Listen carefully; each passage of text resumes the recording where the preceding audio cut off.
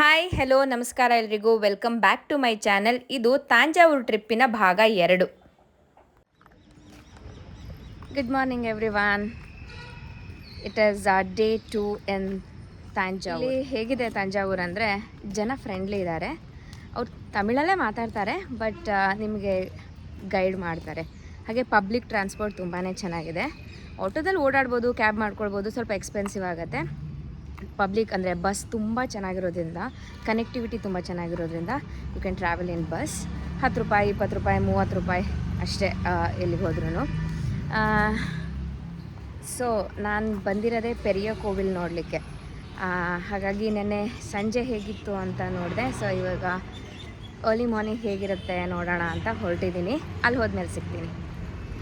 ಇದನ್ನು Pudu bus stop ಅಥವಾ new bus stop ಅಂತ ಕೂಡ ಕರೀತಾರೆ. ಬಸ್ ಹತ್ತಿದ್ದೀನಿ. ಇವಾಗ ಓಲ್ಡ್ ಬಸ್ ಸ್ಟಾಪ್ ಹೋಗಿ ಓಲ್ಡ್ ಬಸ್ ಸ್ಟಾಪಿಂದ ಪೆರಿಯ ಕೋವಿಲ್ ಅಂದರೆ ಬೃಹದೇಶ್ವರ ಟೆಂಪಲ್ಗೆ ಹೋಗಬೇಕು. ಇದು ಗೌರ್ಮೆಂಟ್ ಬಸ್ಸಾ ಪ್ರೈವೇಟ್ ಬಸ್ಸಾ ಅನ್ನೋದೇ ಕನ್ಫ್ಯೂಷನ್.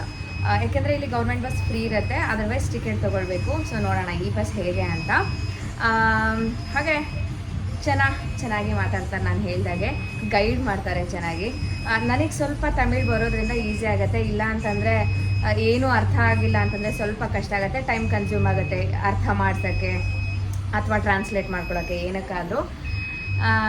ಓಲ್ಡ್ ಬಸ್ ಸ್ಟಾಪ್ ಸ್ವಲ್ಪ ಗಲೀಜಾಗೆ ಇದೆ. ಈ ನ್ಯೂ ಬಸ್ ಸ್ಟಾಪ್ ಇದೆ ಅಲ್ಲ, ಇದು ಕೊಂಚ ನಲಾಯ್ತು. ಇನ್ನೊಂದು ವಾರ ನಾನಿಲ್ಲಿ ಇದ್ದರೆ ತಮಿಳ್ ಚೆನ್ನಾಗಿ ಕಲ್ತ್ಕೊಂಡು ಬಿಡ್ತೀನಿ ಅಂತ ಅನ್ಸುತ್ತೆ ನನಗೆ. ಹಾಗೆ ಇಲ್ಲಿ ಮೇಲ್ ಫೀಮೇಲ್ ಅಂತ ಏನು ಪಾರ್ಟಿಷನ್ ಇಲ್ಲ, ಅಂದರೆ 30% ಫಾರ್ ವುಮೆನ್ ಅನ್ನೋದೆಲ್ಲ ಏನೂ ಇಲ್ಲ. ಯಾರು ಎಲ್ಲಿ ಬೇಕಾದರೂ ಕೂತ್ಕೊಳ್ತಾರೆ. ನನ್ನ ಪ್ರಕಾರ ಪಬ್ಲಿಕ್ ಟ್ರಾನ್ಸ್ಪೋರ್ಟಲ್ಲಿ ಓಡಾಡಿಲ್ಲ ಅಂತಂದರೆ ಅದು ಟ್ರಾವೆಲ್ಲೇ ಆಗಲ್ಲ. ಅದಕ್ಕೋಸ್ಕರ ನಾನು ಪಬ್ಲಿಕ್ ಟ್ರಾನ್ಸ್ಪೋರ್ಟಲ್ಲೇ ಓಡಾಡ್ತಾ ಇದ್ದೀನಿ. ಬಿಕಾಸ್ ಚೆನ್ನಾಗಿರ್ಬೇಕಾದ್ರೆ ವೈ ನಾಟ್ ಅಂತ ಅಷ್ಟೇ. ನಾನು 5 ನಿಮಿಷ ಹೊರಡೋದು ಅಂತ ಹೇಳಿದ್ದಾರೆ. ನಾನು ಹೇಳ್ದ ಹಾಗೆ ನಾನು 2 ದಿನನೂ most of the times Bombay ಸ್ವೀಟ್ಸಲ್ಲಿ ಬ್ರೇಕ್ಫಾಸ್ಟ್, ಲಂಚ್ ಅಥವಾ ಡಿನ್ನರನ್ನು ಮಾಡಿದ್ದೀನಿ. ಇದು ಓಲ್ಡ್ ಬಸ್ ಸ್ಟಾಪ್ ಎದುರುಗಡೆನೇ ಆಗಿರೋದ್ರಿಂದ ಸ್ವಲ್ಪ ಕನ್ವೀನಿಯೆಂಟ್ ಆಗಿತ್ತು. ಹಾಗೆ ಎಲ್ಲ ಜಾಗಕ್ಕೂ ಹೋಗೋಕ್ಕೆ ಈಸಿ ಆಗುತ್ತೆ ಅನ್ನೋ ಕಾರಣಕ್ಕೆ ಈ ಹೋಟೆಲನ್ನು ನಾನು ಚೂಸ್ ಮಾಡಿದೆ. ಈ ಹೋಟೆಲಲ್ಲಿ ಸ್ವೀಟ್ಸ್ ಕೂಡ ಸಿಗುತ್ತೆ. ಇದು ಬೇಸಿಕಲಿ ಸ್ವೀಟ್ ಬಂದಾಗ ನೀವು ತಗೊಳ್ಳೇಬೇಕು.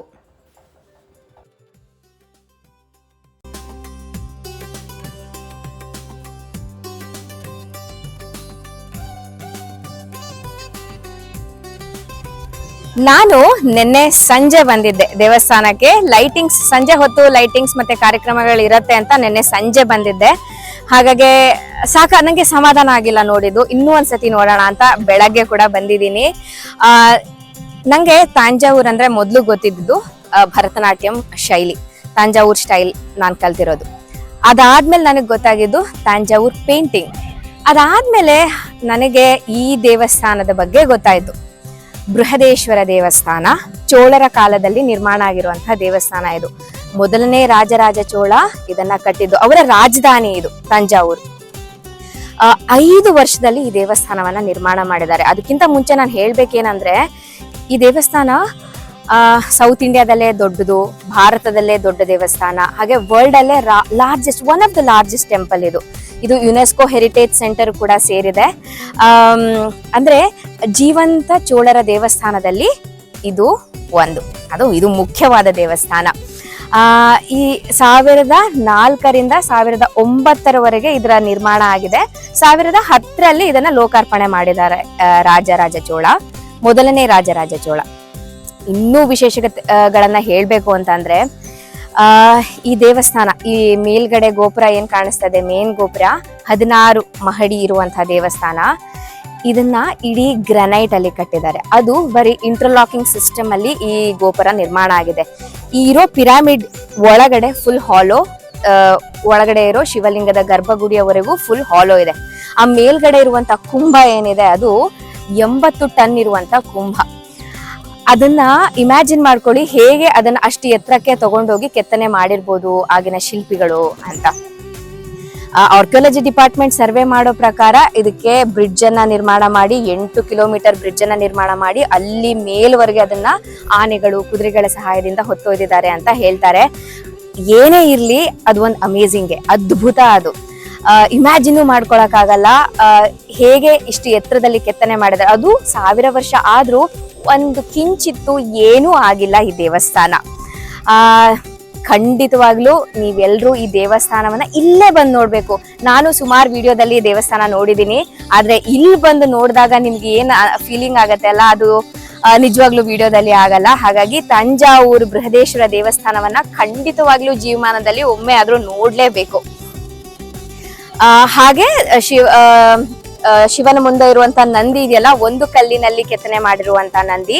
ಹಾಗೆ ಇಲ್ಲಿ ಗಣಪತಿ, ಸುಬ್ರಹ್ಮಣ್ಯ, ಪಾರ್ವತಿಯ ಗರ್ಭಗುಡಿಗಳು ಸಭಾಂಗಣದಲ್ಲಿ ಇದೆ. ಹಾಗೆ ಇನ್ನೊಂದು ವಿಷಯ, ದೇವಸ್ಥಾನ ಗರ್ಭಗುಡಿಯ ಒಳಗೆ ಹೋಗ್ತಾ ಹೋಗ್ತಾ ಕಂಬದಲ್ಲಿ ಯಾವ ಕೆತ್ತನೆಯನ್ನು ಮಾಡಿರಲ್ಲ. ಯಾಕೆ ಅಂತಂದ್ರೆ ಜನರ ದೃಷ್ಟಿ ಅಥವಾ ಗಮನ ಎಲ್ಲ ದೇವ್ರ ಮೇಲೆ ಇರಬೇಕು ಅಂತ ಆ ಕಂಬಗಳಲ್ಲಿ ಕೆತ್ತನೆ ಮಾಡಿರೋದಿಲ್ಲ. ಹಾಗೆ ದೇವಸ್ಥಾನದ ಸುತ್ತ ಇನ್ಸ್ಕ್ರಿಪ್ಷನ್ಗಳಿದೆ. ತಮಿಳಲ್ಲಿ ಬರೆದಿರುವಂತಹ ಇನ್ಸ್ಕ್ರಿಪ್ಷನ್ಗಳು ಸಿಕ್ಕಿದೆ. ಅದರಲ್ಲಿ ಎಲ್ಲ ರಾಜರ ಬಗ್ಗೆ, ಯಾವ ಕಾಲದಲ್ಲಿ ನಿರ್ಮಾಣ ಆಗಿರೋದು, ಏನು ಈ ವಿಶೇಷತೆ, ಅದನ್ನೆಲ್ಲ ಅದರಲ್ಲಿ ಇದೆ. ಅದಕ್ಕಿಂತ ಇನ್ನೂ ಒಂದು ವಿಶೇಷತೆಗಳಿದೆ ಅಂದ್ರೆ, ಈ ದೇವಸ್ಥಾನದಲ್ಲಿ ಸುಮಾರು ಸುರಂಗ ಮಾರ್ಗಗಳಿದೆಯಂತೆ. ಅದು ವಿಚ್ ಲೀಡ್ಸ್ ಟು ಅರಮನೆ ಬಹುಶಃ. ಆದ್ರೆ ಅಲ್ಲಿ ಹೋಗಿ ಬಂದವರು ಅಥವಾ ಏನೋ ತೊಂದರೆ ಆಗಿದೆ ಅವ್ರಿಗೆ ಅನ್ನೋ ಕಾರಣಕ್ಕೆ ಅದನ್ನೆಲ್ಲ ಮುಚ್ಚಿದ್ದಾರೆ ಇವಾಗ. ಸುಮಾರು ವಿಶೇಷತೆಗಳನ್ನ ತನ್ನ ಒಳಗಡೆ ಬಚ್ಚಿಟ್ಕೊಂಡಿರುವಂತಹ ದೇವಸ್ಥಾನ ಇದು ಬೃಹದೇಶ್ವರ, ತಂಜಾವೂರು ಬೃಹದೇಶ್ವರ ದೇವಸ್ಥಾನ. ನಂಗೆ ಎಷ್ಟು ಹೇಳಿದ್ರು ಸಾಕಾಗ್ತಾ ಇಲ್ಲ. I am just out of my words, ಅಷ್ಟು ಚೆನ್ನಾಗಿದೆ ಈ ದೇವಸ್ಥಾನ. ಹಾಗೆ ನಾನು ಏನಾದ್ರು ಹೇಳದ್ ಮರ್ತೋಗಿದ್ರೆ ಏನು ಅಂದ್ರೆ, ಈ ಸುತ್ತಮುತ್ತ 100-200 ಕಿಲೋಮೀಟರ್ ದೂರದಲ್ಲಿ ಎಲ್ಲೂ ಈ ಗ್ರಾನೈಟ್ ಇಲ್ವಂತೆ, ಪತ್ತೆ ಆಗಿಲ್ಲ. ಎಷ್ಟು ದೂರದಿಂದ ಇದನ್ನ ತಂದು ಇದನ್ನ ಕಟ್ಟಿರ್ಬೋದು ಅಂತ ಒಂದು ಲೆಕ್ಕ ಹಾಕೊಂಡ್ರೆ ಎಷ್ಟು ಎಫರ್ಟ್ಸ್ ಹಾಕಿದ್ದಾರೆ ರಾಜ ಆಗ್ಲಿ ಅಥವಾ ಶಿಲ್ಪಿಗಳಾಗ್ಲಿ, ಅದರಲ್ಲಿ ಮಾಡೋ ಕೆಲಸಗಾರರಾಗ್ಲಿ. ಇದು ಒಂದು ಅದ್ಭುತ. ಹಾಗೆ 218 ಫೀಟ್ ಗೋಪುರ, ಅಲ್ಲಿ ಹಿಂದೆ ಕಾಣಿಸ್ತಾ ಇರೋದು 218 ಫೀಟ್ ಇರುವಂತಹ ಗೋಪುರ. ಅದ್ರ ಮೇಲ್ಗಡೆ ಇರುವಂತಹ ಕುಂಭ 80 ಟನ್ ಭಾರವಾದಂತ ಗೋಪುರ. ಒಳಗಡೆ ಇರೋ ಶಿವಲಿಂಗ ಕೂಡ ಒನ್ ಆಫ್ ದಿ ಬಿಗ್ಗೆಸ್ಟ್ ಶಿವಲಿಂಗ. ರಾಜರಾಜ ಚೋಳ ತಾನು ನಿಂತು ಪೂಜೆ ಮಾಡುವಷ್ಟು ಎತ್ತರಕ್ಕೆ ಶಿವಲಿಂಗವನ್ನ ಕಟ್ಟಿಸ್ಕೊಂಡಂತೆ. ಹಾಗೆ ಇನ್ನೊಂದು ವಿಷಯ ಏನು ಅಂತಂದ್ರೆ, ಮಧ್ಯಾಹ್ನದ ಹೊತ್ತಿಗೆ ಈ ಗೋಪುರದ ನೆರಳು ಎಲ್ಲೂ ನೆಲದ ಮೇಲೆ ಬೀಳೋದಿಲ್ಲ. ಆ ರೀತಿ ಇದನ್ನ ಡಿಸೈನ್ ಮಾಡಿದ್ದಾರೆ. Architectural beauty, masterpiece of Chola empire ಅಂತ ಹೇಳ್ಬೋದು. ದ್ರವಿಡಿಯನ್ ಶೈಲಲ್ಲಿ ನಿರ್ಮಾಣ ಆಗಿರುವಂತಹ ದೇವಸ್ಥಾನ, masterpiece of Chola architecture. It is just amazing, just mesmerizing. I'm just out of my words.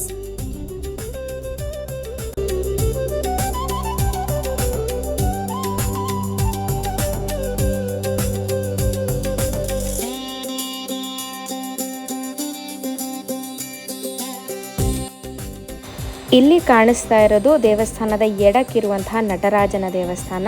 ಇಲ್ಲಿನ ವಿಶೇಷತೆ ಏನು ಅಂತಂದ್ರೆ, ಕಂಚಿನಲ್ಲಿರುವಂತಹ ನಟರಾಜನ ವಿಗ್ರಹ ಇಲ್ಲಿ ನೋಡಕ್ ಸಿಗತ್ತೆ.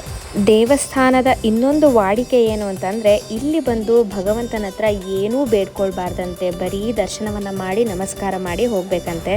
ಇದನ್ನೆಲ್ಲ ನೋಡಿದ ಮೇಲೆ ಇಷ್ಟು ಸುಂದರವಾದ ಜೀವನ ಕೊಟ್ಟಿರುವಂತಹ ಭಗವಂತನಲ್ಲಿ ಇನ್ನೇನು ಬೇಡ್ಕೊಳ್ಳಿಕ್ಕೆ ಸಾಧ್ಯ ಅಂತ ಅನ್ನಿಸ್ತು. ಇಲ್ಲಿ ಬಂದು ಸುಮಾರು ಹೊತ್ತಾಯ್ತು. ಈಗ ದೇವಸ್ಥಾನ ಎಲ್ಲ ನೋಡಿ ಆಗಿ ಈಗ ಮತ್ತೆ ತಂಜಾವೂರಲ್ಲಿ ಏನೇನಿದೆ, ತಂಜಾವೂರು ಪೇಂಟಿಂಗ್ ಇದೆ, ತಂಜಾವೂರು ಡಾಲ್ಸ್ ಇದೆ, ಅದನ್ನೆಲ್ಲ ನೋಡೋಣ ಅಂದ್ಕೊಂಡಿದ್ದೀನಿ. ಬನ್ನಿ. ತಂಜಾವೂರು ಒಂದು ಕಲ್ಚರಲ್ ಸಿಟಿ. ಇಲ್ಲಿ ಹಲವಾರು ರೀತಿಯ ಕ್ರಾಫ್ಟ್ಗಳು ಸಿಗತ್ತೆ. ಅದರಲ್ಲಿ ಒಂದು ಈ ಮಣ್ಣಿನ ಗೊಂಬೆ, ಡಾನ್ಸಿಂಗ್ ಡಾಲ್ ಅಂತ ಕೂಡ ಇದನ್ನು ಕರೀತಾರೆ. ತಂಜಾವೂರಿಗೆ ಬಂದು ತಂಜಾವೂರು ಪೇಂಟಿಂಗನ್ನು ಹೇಗೆ ಮಾಡ್ತಾರೆ ಅಂತ ತಿಳ್ಕೊಳ್ಳಿಲ್ಲ ಅಂದರೆ ಹೇಗೆ ಅಲ್ವಾ? ಅದಕ್ಕೆ ನಾನಿವಾಗ ಒಂದು ವರ್ಕ್ಶಾಪಿಗೆ ಬಂದಿದ್ದೀನಿ. ತಂಜಾವೂರಿಗೆ ಬಂದರೆ ಇನ್ನೊಂದು ಮುಖ್ಯವಾಗಿ ನೋಡಲೇಬೇಕಾಗಿರೋದು ತಂಜಾವೂರು ಪೇಂಟಿಂಗು. ನಾನು ತಂಜಾವೂರು ಪೇಂಟಿಂಗ್ ಮಾಡೋರ ಗ್ಯಾಲರಿಗೆ ಬಂದಿದ್ದೀನಿ. ಇದಿನ್ನೂ ವರ್ಕ್ ನಡೀತಾ ಇದೆ. ಇದರಲ್ಲಿ 22 ಕ್ಯಾರೆಟ್ ಗೋಲ್ಡ್ ಫಾಯಿಲ್ ಅನ್ನ ಬಳಸಿ ಇದನ್ನ ಮಾಡ್ತಾರೆ. ಇದು ಜಸ್ಟ್ ಇನ್ನು ಪೇಂಟಿಂಗ್ ಆಗಿರೋದಷ್ಟೇ. ಇಲ್ಲಿ ಬಂದ್ರೆ ನಿಮ್ಗೆ ಒರಿಜಿನಲ್ ಕಾಸ್ಟ್ ಅಲ್ಲಿ ಕೊಡ್ತಾರೆ. ಇದೆಲ್ಲ 9,000 ಹಿಂಗೆಲ್ಲ ಇರುತ್ತೆ. ಅವ್ರ ಕಾಂಟ್ಯಾಕ್ಟ್ ಡೀಟೇಲ್ಸ್ ಅನ್ನ ನಾನು ನಿಮಗೆ ಕೊಟ್ಟಿರ್ತೀನಿ. ಅದೇ ನಾವು ಬೆಂಗಳೂರಲ್ಲಿ ಇದನ್ನ ತಗೊಳ್ತೀವಿ ಅಂತಂದ್ರೆ 20,000 30,000 ಹೇಳ್ತಾರೆ. ಬಟ್ ಇಲ್ಲಿ ನಿಮ್ಗೆ ಒರಿಜಿನಲ್ ಕಾಸ್ಟ್ ಅಲ್ಲಿ 7,000ದಿಂದ ಶುರು ಆಗ್ಬೋದಲ್ವಾ? 7,000 ಇದು 14,000 ಈ ಸೈಜು. ಇದು 7,000. ಒರಿಜಿನಲ್ ಗೋಲ್ಡ್ ಫಾಯಿಲ್ ಬಳಸಿರೋದ್ರಿಂದ ಇದು ಕಾಸ್ಟ್ಲಿ. ಮತ್ತೆ ಎಲ್ಲ ಹ್ಯಾಂಡ್ ಮೇಡ್ ಆಗಿರೋದ್ರಿಂದ, ಒಥೆಂಟಿಕ್ ತಂಜಾವೂರು ಪೇಂಟಿಂಗ್ ಆಗಿರೋದ್ರಿಂದ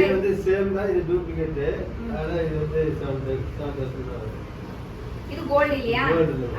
ಇದು ಗೋಲ್ಡ್ ಫಾಯಿಲ್ ಬಳಸಿಲ್ಲ ಅಂತೆ, ಇದು ಕಡಿಮೆ ಸಿಗುತ್ತೆ. ಗೋಲ್ಡ್ ಫಾಯಿಲ್ ಬಳಸದೇ ಇರೋದು. ಗೋಲ್ಡ್ ಫಾಯಿಲ್ ಬಳಸಿದ್ರೆ ಇದು ನಿಮ್ಗೆ ಗೊತ್ತಾಗಬೇಕು ಅದು ಗೋಲ್ಡ್ ಯಾವುದು, ಗೋಲ್ಡ್ ಅಲ್ಲದೆ ಇರೋದು ಯಾವುದು ಅಂತ. ನೋಡಿ ಮುಖ ಎಷ್ಟು ಲಕ್ಷಣವಾಗಿ ಬಂದಿದೆ, ದೇವ್ರ ಮುಖ. ಇದೆಲ್ಲ ಕೈಯಲ್ಲಿ ಮಾಡಿರುವಂತಹ ಪೇಂಟಿಂಗ್. ಇದು ಜಸ್ಟ್ ಅಮೇಝಿಂಗ್. ಈ ರೀತಿ ಎಂಬೋಸ್ ಬರ್ಲಿಕ್ಕೆ ಏನೇನ್ ಬಳಸಿದ್ದಾರೆ ಅಂದ್ರೆ, ಈ ಸಿ ಶೆಲ್ ಅನ್ನ ಪುಡಿ ಮಾಡಿಕೊಂಡು ಈ ಗಮ್ ಜೊತೆ ಮಿಕ್ಸ್ ಮಾಡಿ ಪೇಸ್ಟ್ ಅನ್ನ ಮಾಡಿಕೊಂಡು ಈ ರೀತಿ ಥಿಕ್ ಲೇಯರ್ ಅನ್ನ ಬರೆಸ್ತಾರೆ. ಇದ್ರ ಮೇಲ್ಗಡೆ ಗೋಲ್ಡ್ ಫಾಯಿಲ್ ಅನ್ನ ಹಾಕೋದು, ಹಾಗಾಗಿ ಈ ಎಂಬೋಸಿಂಗ್ ಬರುತ್ತೆ.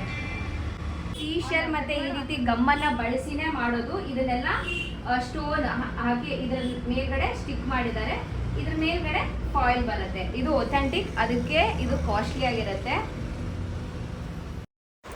ಹಾಗೆ ತಾಂಜಾವೂರಲ್ಲಿ ತುಂಬ ಒಳ್ಳೆ ಕ್ವಾಲಿಟಿ, ಒಳ್ಳೊಳ್ಳೆ ಡಿಸೈನ್ ಇರುವಂಥ ಕಂಚಿನ ಪದಾರ್ಥಗಳು ಸಿಗುತ್ತೆ. ಈಗ ನೋಡ್ತಾ ಇದ್ದೀರಲ್ಲ, ಇದೆಲ್ಲ ಡಿಸೈನ್ಗಳು ಇಲ್ಲಿ ಸಿಗುತ್ತೆ.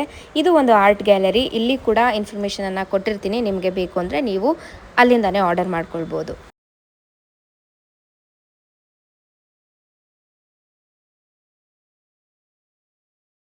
ಇದೆಲ್ಲ ಸ್ಟಾರ್ಟಿಂಗ್ 6000. Size 10x8. 10x8. நீங்களே பண்ணிட்டாங்க? ஆமா, இந்த கால ஆர்ಟಿಸ್ಟ್. ಇಲ್ಲಿ ಮತ್ತೊಂದು ಆರ್ಟ್ ಗ್ಯಾಲರಿ, ತಾಂಜಾವೂರ್ ಆರ್ಟ್ ಗ್ಯಾಲರಿಗೆ ಬಂದಿದ್ದೀನಿ. ಇವರೇ ಪೇಂಟಿಂಗ್ ಮಾಡಿ ಇಟ್ಟಿರುವಂಥದ್ದು. ಇದೆಲ್ಲ 10x8 ತಾಂಜಾವೂರ್ ಪೇಂಟಿಂಗ್ಸು. 6000 ಸ್ಟಾರ್ಟ್ ಅಂತೆ. ಮೇ ಬಿ ಇವರ ಡೀಟೇಲ್ಸನ್ನು ಕೊಟ್ಟಿರ್ತೀನಿ. ಇವರು ನಿಮಗೆ ಬೇಕಂದರೆ ಕೊರಿಯರ್ ಮಾಡಿಸ್ಕೊಳ್ಬೋದು, ಯಾಕಂದರೆ ಇದೆಲ್ಲ ಒಥೆಂಟಿಕ್ ತಾಂಜಾವೂರ್ ಪೇಂಟಿಂಗ್ಗಳು. ಬೆಂಗಳೂರಲ್ಲಿ ಅಥವಾ ಬೇರೆ ಕಡೆ ಇದನ್ನು ತೊಗೊಳ್ತೀರಾ ಅಂತಂದರೆ ನಿಜವಾಗ್ಲೂ ಇದು ಕಾಸ್ಟ್ಲಿ ಇರುತ್ತೆ. ಇಲ್ಲಿಂದ ಕೊರಿಯರ್ ಮಾಡ್ತೀರಾ ಅಲ್ವಾ? ಕೊರಿಯರ್ ಆಲ್ ಓವರ್ ಇಂಡಿಯಾ ಎಲ್ಲಿ ಬೇಕಾದರೂ ನಿಮಗೆ ಇದನ್ನು ಕೊರಿಯರ್ ಮಾಡಿ ಕೊಡ್ತಾರೆ. ನೋಡಲಿಕ್ಕೆ ಎಷ್ಟು ಚೆನ್ನಾಗಿದೆ ಅಂದರೆ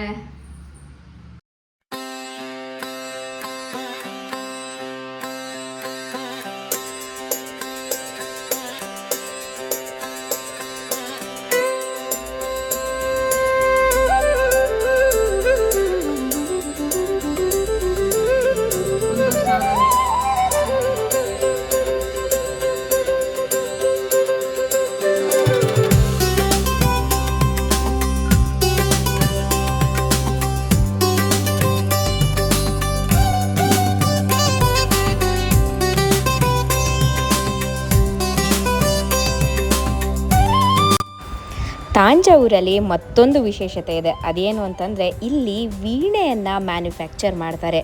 ಹಲಸಿನ ಮರದ ದಿಮ್ಮೆಯಲ್ಲಿ ಈ ರೀತಿ ಇದನ್ನು ಹಾಲೋ ಮಾಡಿ ವೀಣೆಯನ್ನು ತಯಾರು ಮಾಡ್ತಾರೆ. ಇದನ್ನು ನೀವು ಬೇರೆನ್ನೆಲ್ಲೂ ನೋಡಿರೋಕ್ಕೆ ಸಾಧ್ಯ ಇಲ್ಲ. ನಾನು ಕೂತು ಒಂದು ಪೂರ್ತಿ ವೀಣೆಯನ್ನು ಮಾಡೋದನ್ನು ನೋಡಿದೆ, ತುಂಬಾ ಖುಷಿ ಆಯಿತು ನನಗೆ ವೀಣೆ ನುಡಿಸ್ಲಿಕ್ಕೆ ಬರಲ್ಲ, ವೀಣೆ ನುಡಿಸೋದನ್ನು ನಾನು ಕಲ್ತಿಲ್ಲ. ಇದನ್ನೆಲ್ಲ ನೋಡಿ ನನಗೆ ಓವರ್ವೆಲ್ಮಿಂಗ್ ಆಯಿತು. ಅದಕ್ಕೆ ಕೂತು ಸ್ವಲ್ಪ ನುಡಿಸ್ತಾ ಇದ್ದೆ. ಎಷ್ಟು ಖುಷಿ ಆಯಿತು ಅಂದರೆ, ನಾನು ಯಾಕೆ ಇಲ್ಲಿ ಹುಟ್ಟಲಿಲ್ಲ ಅಂತ ಕೂಡ ಅನ್ನಿಸ್ತು ನನಗೆ. ತಾಂಜಾವೂರಲ್ಲಿ ಏನಿಲ್ಲ ಹೇಳಿ, ನೃತ್ಯ, ಕಲೆ, ಸಂಗೀತ, ವೀಣೆ ಎಲ್ಲನೂ ಇದೆ ಇಲ್ಲಿ. ತಾಂಜಾವೂರಲ್ಲಿ ವಿಶೇಷ ಅಂದ್ರೇನೆ ವೀಣೆ ಮಾಡೋದು. ಹಲಸಿನ ಮರದ ದಿಮ್ಮೆಯಲ್ಲಿ ವೀಣೆನ ಮಾಡ್ತಾರೆ. 30,000ದಿಂದ 60,000 20,000ವರೆಗೂ ಈ ವೀಣೆ ಇಲ್ಲಿ ಸಿಗುತ್ತೆ. ಇಲ್ಲೊಂದೇ ಕಡೆ ವೀಣೆನ ತಯಾರು ಮಾಡೋದು. ಇಡೀ ದೇಶಕ್ಕೆ, ಪ್ರಪಂಚಕ್ಕೆಲ್ಲ ಇದನ್ನ ಕಳಿಸ್ಕೊಡ್ತಾರೆ. ಈಗ ನಾನು ತಾಂಜಾವೂರು ಸಿಟಿಯಲ್ಲೇ ಇರುವಂತಹ ಸರಸ್ವತಿ ಮಹಲ್, ಮರಾಠ ಮಂದಿರ್, ಹಾಗೆ ಲೈಬ್ರರಿ, ಆರ್ಟ್ ಗ್ಯಾಲರಿ ಇದನ್ನೆಲ್ಲ ನೋಡೋಣ ಅಂತ ಬಂದಿದ್ದೀನಿ. ಹಾಗೆ ಇಲ್ಲೊಂದು ಮಿನಿ ಥಿಯೇಟರ್ ಇದೆ. ತಾಂಜಾವೂರು ಬಗ್ಗೆ ಇನ್ಫಾರ್ಮೇಷನ್ನ ಕೊಡೋಕ್ಕೆ ಅಲ್ಲಿ ಕ್ಯಾಮ್ರಾ ಅಲೋ ಇಲ್ಲ. ಸರಸ್ವತಿ ಮಂದಿರ್ ಅಲ್ಲಿ ಇರುವಂತಹ ಲೈಬ್ರರಿ ಏಷ್ಯಾಸ್ಟ್ ಓಲ್ಡೆಸ್ಟ್ ಲೈಬ್ರರಿ. ಹಾಗೆ ಅದರೊಳಗಡೆ ವಿಜುವಲ್ ಕೂಡ ಇತ್ತು. ತಂಜಾವೂರಲ್ಲಿ ಏನೇನು ಫೇಮಸ್, ಏನೇನು ಬೆಳೀತಾರೆ, ಕಾಳಚೋಳ ಮಾಡಿದ್ದಂತಹ ಬ್ರಿಡ್ಜ್ ಬಗ್ಗೆ ಎಲ್ಲದ್ರ ಬಗ್ಗೆ ಹೇಳಿದ್ರು. ಈಗ ನಾನು ತಾಂಜಾವೂರು ಆರ್ಟ್ ಗ್ಯಾಲರಿಗೆ ಹೋಗೋಣ ಅಂತ ಬಂದಿದ್ದೀನಿ. ಬನ್ನಿ, ಇದು ತಾಂಜಾವೂರು ಆರ್ಟ್ ಗ್ಯಾಲರಿ. ಇದು ತಾಂಜಾವೂರಿನ ರಾಯಲ್ ಪ್ಯಾಲೇಸ್ ಕಾಂಪ್ಲೆಕ್ಸಲ್ಲಿರುವಂತಹ ಆರ್ಟ್ ಗ್ಯಾಲರಿ. ನಾಯಕ್ ದರ್ಬಾರ್ ಹಾಲನ್ನು 1951ರಲ್ಲಿ ಈ ಆರ್ಟ್ ಗ್ಯಾಲರಿಯಾಗಿ ಕನ್ವರ್ಟ್ ಮಾಡಿದ್ದಾರೆ. ಇದರಲ್ಲಿ ಚೋಳರ ಕಾಲದ್ದು, ನಾಯಕರ ಕಾಲದ್ದು, ಹಾಗೆ ಮರಾಠರ ಕಾಲದಲ್ಲಿ ಸಿಕ್ಕಂತಹ ವಿಶೇಷ ವಸ್ತುಗಳು, ವಿಗ್ರಹಗಳು, ಫೋಟೋಗಳು ಅದನ್ನೆಲ್ಲ ಇಲ್ಲಿ ಡಿಸ್ಪ್ಲೇ ಮಾಡಿ 92 ಫೀಟ್ ವೇಲ್ ಸ್ಕೆಲಿಟನ್ ಕೂಡ ಇಲ್ಲಿ ಪ್ರಿಸರ್ವ್ ಮಾಡಿ ಇಟ್ಟಿದ್ದಾರೆ. ಏಳರಿಂದ 19ನೇ ಶತಮಾನದಲ್ಲಿ ಸಿಕ್ಕಂತಹ ದೇವರ ವಿಗ್ರಹಗಳನ್ನು, ಆರ್ಟಿಕ್ರಾಫ್ಟ್ಸ್ಗಳನ್ನು ಇಲ್ಲಿ ಡಿಸ್ಪ್ಲೇ ಮಾಡಿದರು.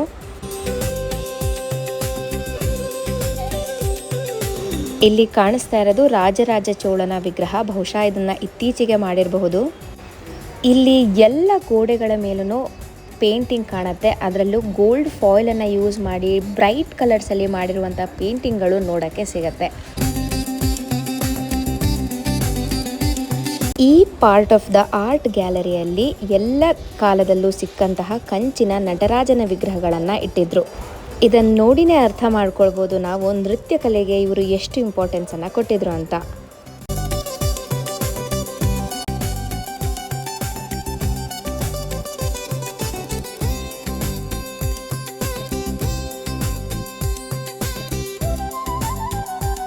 Art gallery, Saraswati Mandir, library, the oldest library, ಇದೆಲ್ಲ ಅಕ್ಕಪಕ್ಕದಲ್ಲೇ ಇರೋದು. ಎಲ್ಲ ಒಂದು 2-3 ಅವರ್ಸಲ್ಲಿ ನೋಡಿ ಮುಗಿಸ್ಬೋದು. ಇದು ಮರಾಠ ಮಂದಿರ್. ಇದು ಮರಾಠರ ಕಾಲದಲ್ಲಿ ಏನೇನು ಸಿಕ್ಕಿದೆ, ಹಳೆಯ ವಸ್ತುಗಳು, ಪಾತ್ರೆಗಳು, ಕಂಚಿನ ಪಾತ್ರೆಗಳು, ಅದನ್ನೆಲ್ಲ ಇಲ್ಲಿ ಡಿಸ್ಪ್ಲೇ ಮಾಡಿದರು. ಈ ಹಳೆ ಪಾತ್ರೆಗಳನ್ನು ನೋಡೋದೇ ಒಂದು ಚೆಂದ.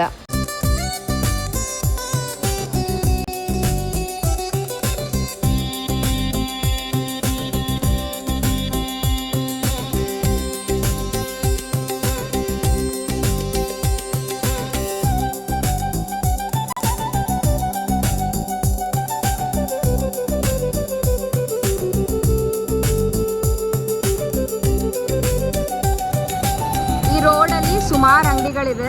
ತಾಂಜಾವೂರ್ ಡಾಲ್ಗೆ ಮತ್ತು ತಾಂಜಾವೂರ್ ಪೇಂಟಿಂಗ್ಗೆ ಕೂಡ ಇಲ್ಲಿ ಬೇಕಂದರೆ ತೊಗೊಳ್ಬೋದು. Let me try buying Thanjavur dolls here. Thanjavur trip ಹೀಗಿತ್ತು. ಊಟಕ್ಕೆ ಅಂತ again I have come for Bombay sweets, Maratha Mandir, palace complex, Thanjavur painting, doll, Thanjavur dolls ಎಲ್ಲ ತಗೊಂಡು ಇವಾಗ ಊಟ ಮಾಡಿ ಇಲ್ಲಿಗೆ ತಾಂಜಾವೂರ್ ಟ್ರಿಪ್ಪನ್ನು ಮುಗಿಸ್ತಾ ಇದ್ದೀನಿ. ಮತ್ತೆ ಸಂಜೆ ಟ್ರೈನ್ ಇದೆ, ಹೊರಡಬೇಕು. ಹೇಗಿತ್ತು ತಾಂಜಾವೂರು? ನನ್ನನ್ನು ಕೇಳಿದ್ರೆ ಸಖತ್ತಾಗಿತ್ತು. ಒಂದು ಸತಿ ಟೈಮ್ ಟ್ರಾವೆಲ್ ಮಾಡಿದ್ದೀನಿ ಅಂತ ಅನ್ನಿಸ್ತು ಎಲ್ಲಿ ದೇವಸ್ಥಾನಗಳಿಗೆ ಹೋದಾಗ. ಇಲ್ಲಿ ಸಿಟಿಯಲ್ಲಿ ಸುತ್ತಾಡಬೇಕಾದ್ರೆ ನನಗೇನು ಅನ್ನಿಸ್ತು ಅಂದರೆ ಪೀಸ್ಫುಲ್ ಸಿಟಿ ಅಂತ ಅನ್ನಿಸ್ತು. ಇಲ್ಲಿಗೆ ನನ್ನ ಟ್ರಿಪ್, ತಾಂಜಾವೂರ್ ಟ್ರಿಪ್ ಮುಗೀತು. ದೇವಸ್ಥಾನ ಒಂದೇ ಅಲ್ಲ, ತಾಂಜಾವೂರಲ್ಲಿ ಸುಮಾರು ನೋಡಲಿಕ್ಕೆ ಅಥವಾ ಎಕ್ಸ್ಪ್ಲೋರ್ ಮಾಡಲಿಕ್ಕೆ ಇದೆ. ಹಾಗೆ ಇಲ್ಲಿ ಬಂದಾಗ ನಾವು ಯಾವುದೋ ಬೇರೆ ಕಡೆ ಬಂದಿದ್ದೀವಿ ಅಂತ ಖಂಡಿತವಾಗ್ಲೂ ಅನಿಸುತ್ತೆ.